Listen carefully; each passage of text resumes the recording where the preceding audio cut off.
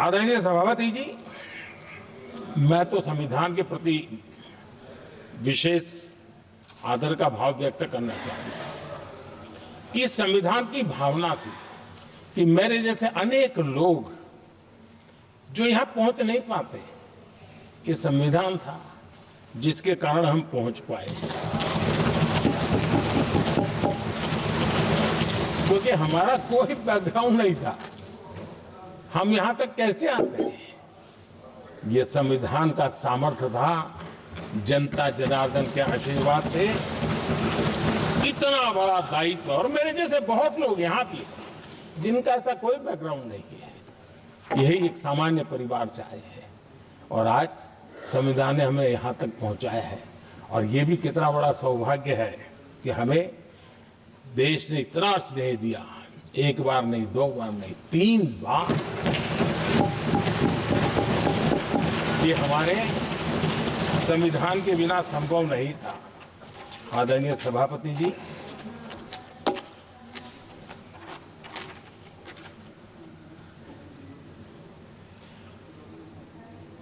उतार चढ़ाव तो आए, कठिनाइयां भी आई, रुकावटें भी आई, लेकिन मैं फिर एक बार देश की जनता को नमन करता हूं कि देश की जनता पूरी ताकत के साथ संविधान के साथ खड़ी रही।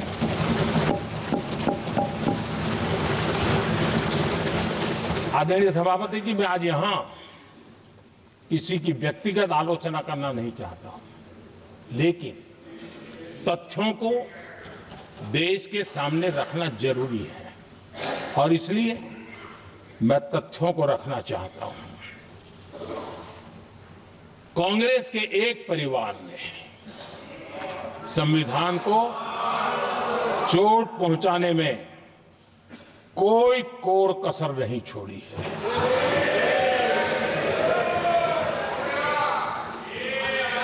और मैं इसलिए एक परिवार का उल्लेख करता हूं कि 75 साल की हमारी यात्रा में 55 साल एक ही परिवार ने राज किया है। इसलिए देश को क्या क्या हुआ है ये जानने का अधिकार है, और इस परिवार के कुविचार, कुरीति, कुनीति, इसकी परंपरा निरंतर चल रही है। हर स्तर पर इस परिवार ने संविधान को चुनौती दी। आदरणीय सभापति जी, 1947 टू 1952 इस देश में इलेक्टेड गवर्नमेंट नहीं थी। एक अस्थाई व्यवस्था थी, एक सिलेक्टेड सरकार थी, और चुनाव नहीं हुए थे।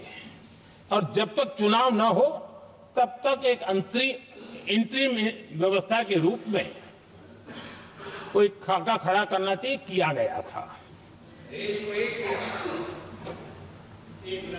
1952 के पहले राज्यसभा का भी गठन नहीं हुआ था,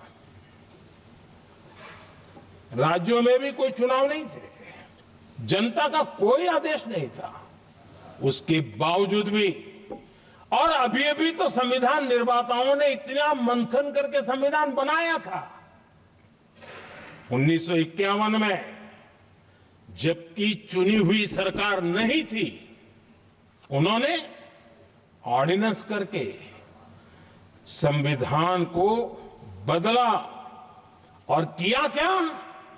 अभिव्यक्ति की आजादी पर हमला कर दिया गया।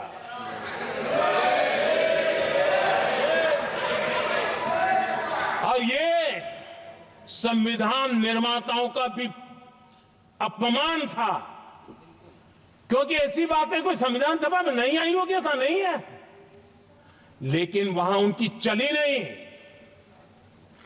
तो बाद में जैसे ही मौका मिला, उन्होंने अभिव्यक्ति की इस आजादी को उस पर उन्होंने हथौड़ा मार दिया। और ये संविधान निर्माताओं का घोर अपमान है। अपने मन की चीजें जो संविधान सभा के अंदर नहीं करवा पाए, उन्होंने पिछले दरवाजे से किया, और वो भी चुनी हुई सरकार के वो प्रधानमंत्री नहीं थे, उन्होंने पाप किया था। इतना ही नहीं, आदरणीय सभापति जी, उसी दौरान उस समय के प्रधानमंत्री पंडित नेहरू जी ने मुख्यमंत्रियों को एक चिट्ठी लिखी थी। उस चिट्ठी में उन्होंने लिखा था, नेहरू जी लिखते हैं, अगर संविधान हमारे, आगे नेहरू जी लिखते हैं, अगर संविधान हमारे रास्ते के बीच में आ जाए, ये नेहरू जी लिख रहे हैं, अगर संविधान हमारे रास्ते के बीच में आ जाए, आगे नेहरू जी कह रहे हैं, तो हर हाल में संविधान में परिवर्तन करना चाहिए। ये नेहरू जी ने मुख्यमंत्रियों को चिट्ठी लिखी।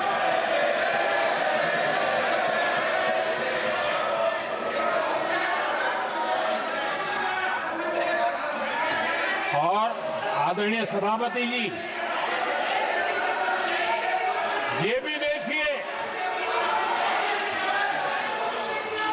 1951 में ये पाप किया गया, लेकिन देश चुप नहीं था। उस समय राष्ट्रपति डॉक्टर राजेंद्र प्रसाद जी ने चेताया, ये गलत हो रहा है। उस समय स्पीकर पद पर बैठे हुए हमारे स्पीकर महोदय ने भी पंडित जी को कहा, गलत कर रहे हो। इतना ही नहीं, आचार्य कृपलानी जी, जयप्रकाश नारायण जैसे महान कांग्रेसी लोगों ने भी पंडित नेहरू ने कहा कि ये रोको, लेकिन पंडित जी का अपना संविधान चलता था, और इसलिए उन्होंने इतने वरिष्ठ महानुभावों की सलाह मानी नहीं, और उसे भी उन्होंने दरकिनार कर दिया। और आदरणीय सभापति जी, ये संविधान संशोधन करने का ऐसा खून कांग्रेस के मुंह लग गया कि समय समय पर वो संविधान का शिकार करती रही। ये खून मुंह पे लग गया। इतना ही नहीं, संविधान के स्पिरिट को लहूलुहान करती रही। आदरणीय सभापति जी, करीब 6 दशक में 75 बार संविधान बदला गया। आदरणीय सभापति जी, जो बीज देश के पहले प्रधानमंत्री जी ने बोया था, उस बीज को खाद पानी देने का काम एक और प्रधानमंत्री ने किया। उनका नाम था श्रीमती इंदिरा गांधी।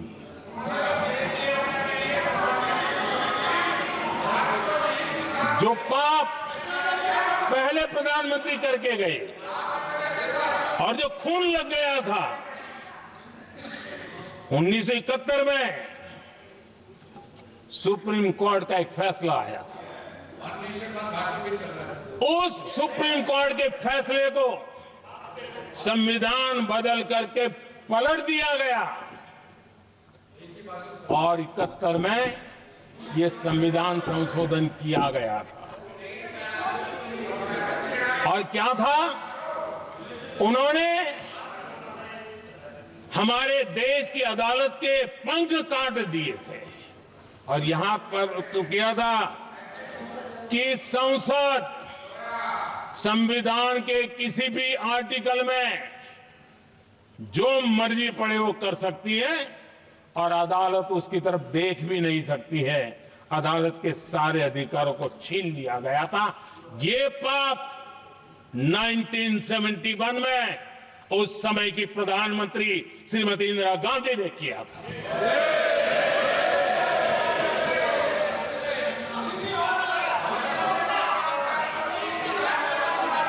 और इस परिवर्तन ने इंदिरा जी की सरकार को मौलिक अधिकारों को छीनने का और न्यायपालिका पर नियंत्रण करने का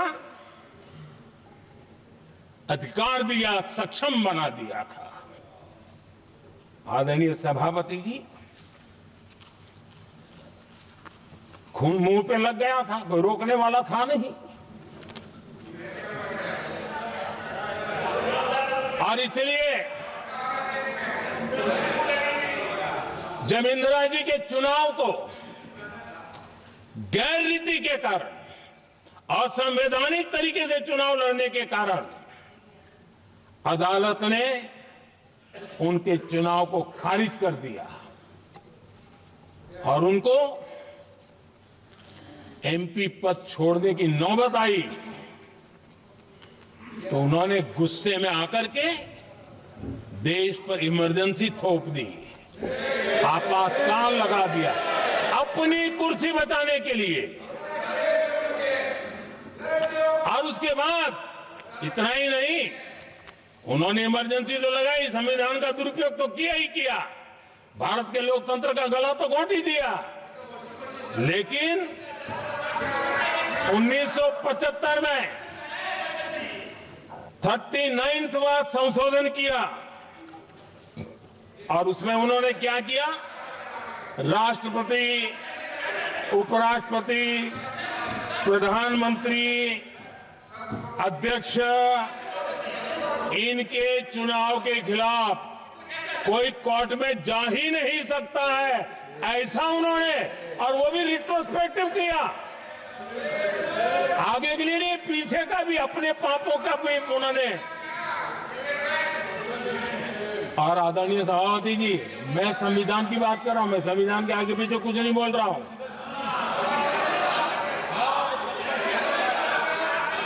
आदरणीय सभापति जी,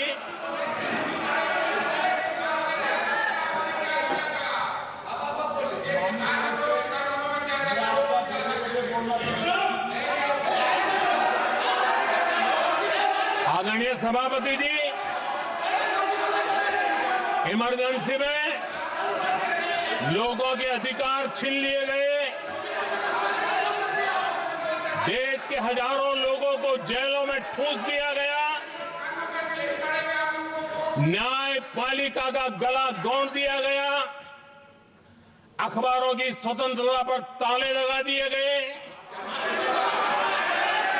इतना ही नहीं, कमिटेड जुडिशरी, इस विचार को उन्होंने पूरी ताकत दी। और इतना ही नहीं, जिस जस्टिस एच.आर. खन्ना ने उनके चुनाव में उनको खिलाफ जो जजमेंट दिया था, वो इतना गुस्सा भरा था कि जब जस्टिस एच.आर. खन्ना, जो सीनियरिटी के आधार पर सुप्रीम कोर्ट के चीफ जस्टिस बनने थे,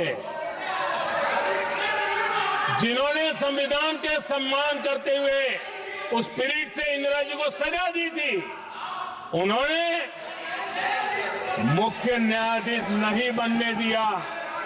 ये संविधान और लोकतांत्रिक प्रक्रिया रही।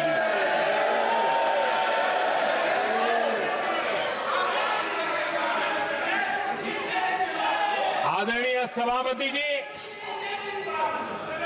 यहां भी ऐसे कई दल बैठे हैं जिनके मुखिया भी सारे जेल में हुआ करते थे। ये इनकी मजबूरी है कि वहां जाके बैठे हैं, उनको भी जेलों में ठूस दिया गया था।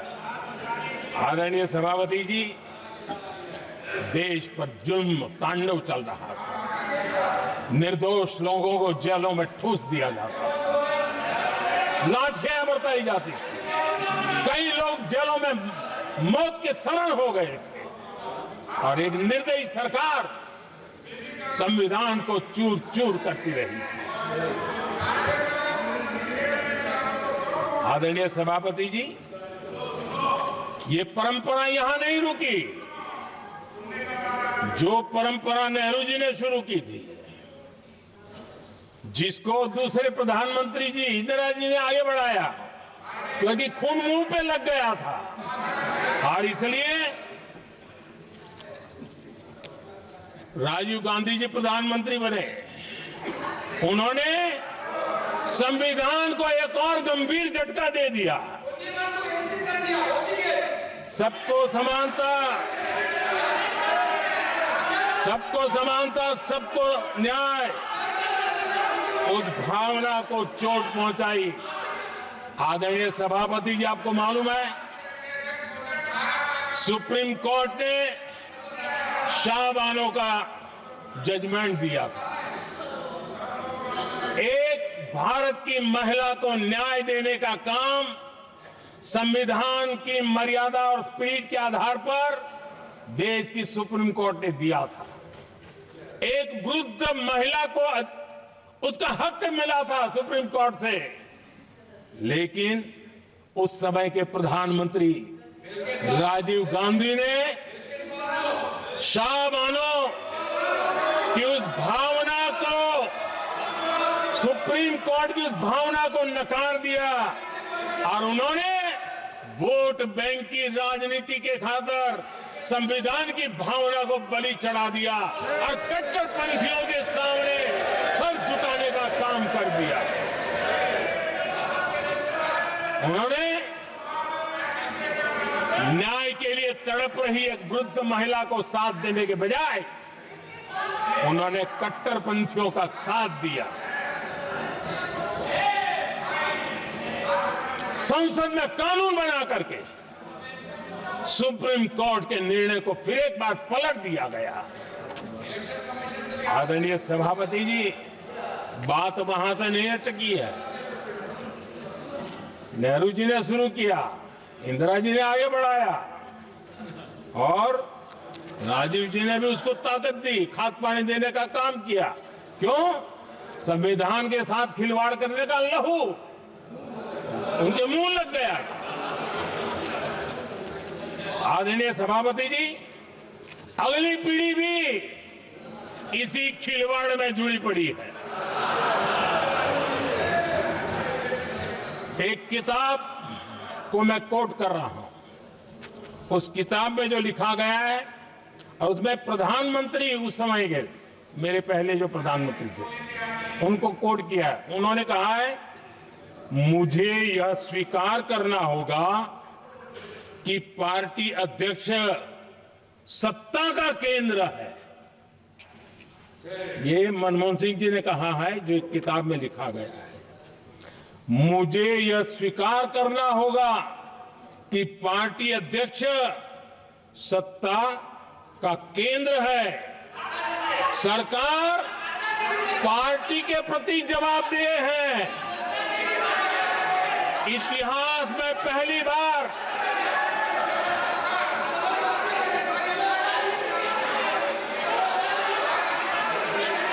आदरणीय सभापति जी, नहीं, आप सदन इतिहास तरीके में पहली बार ये तरीका बिल्कुल ठीक नहीं है।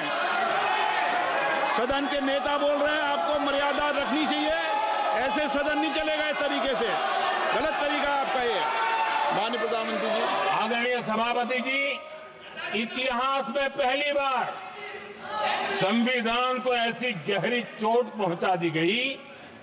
संविधान निर्माताओं ने चुनी हुई सरकार और चुने हुए प्रधानमंत्री की कल्पना तक ही हमारा संविधान था, लेकिन इन्होंने तो प्रधानमंत्री के ऊपर एक गैर संवैधानिक, और जिसने कोई शपथ भी नहीं लिया था, नेशनल एडवाइजरी काउंसिल पीएमओ के भी ऊपर बैठा दिया। पीएमओ के ऊपर अघोषित दर्जा दे दिया गया।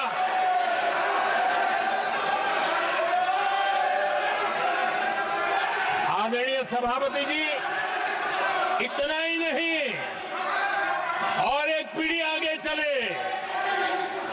और उस पीढ़ी ने क्या किया? भारत के संविधान के तहत देश की जनता जनार्दन सरकार चुनती है और वो सरकार का मुखिया कैबिनेट बनाता है। ये संविधान के तहत है। इस कैबिनेट ने जो निर्णय किया, संविधान का अपमान करने वाले अहंकार से भरे लोगों ने पत्रकारों के सामने कैबिनेट के निर्णय को फाड़ दिया। संविधान को हर मौके पर संविधान के साथ खिलवाड़ करना, संविधान को न मानना, ये जिनकी आदत हो गई थी। और दुर्भाग्य देखिए, एक अहंकारी व्यक्ति कैबिनेट के निर्णय को फाड़ दे और कैबिनेट अपना फैसला बदल दे। ये कौन सी व्यवस्था है? आदरणीय सभापति जी, मैं जो कुछ भी कह रहा हूं वो संविधान के साथ क्या हुआ उसी की बात कर रहा हूं। उस समय करने वाले पात्रों को लेकर किसी को परेशानी होती होगी, लेकिन बात संविधान की है। मेरे मन के और मेरे विचारों को मैं अभिव्यक्त नहीं कर रहा हूं।